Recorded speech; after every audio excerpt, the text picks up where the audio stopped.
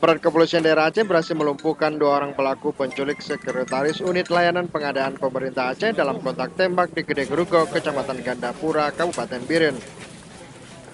Kedua pelaku yang tewas usai kontak tembak selama 15 menit ini masing-masing Ismu Harudin dan Bermawi, warga Kecamatan Nisam, Kabupaten Aceh Utara. Dari tangan pelaku, polisi menyita 1 pucuk senjata api laras panjang jenis SS1, 1 pucuk pistol, dan 7 magazin. Menurut Direktur Reserse Kriminal Umum Polda Aceh Komisaris Besar Nur Falah, kedua pelaku terpaksa dilumpuhkan karena menyerang petugas dengan senjata api. Kedua pelaku selanjutnya dibawa ke ruang jenazah Rumah Sakit Umum Cud Mutia Loksmawe untuk diotopsi.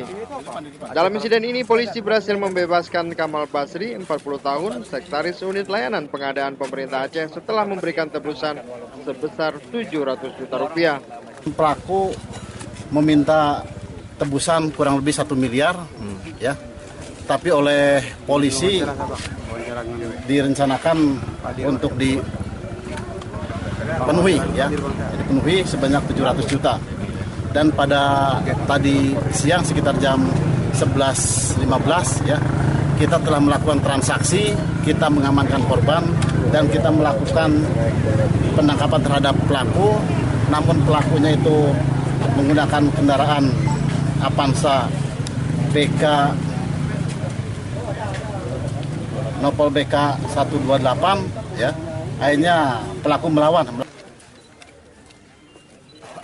Polisi masih memburu 2 pelaku lain yang identitas keduanya telah diketahui.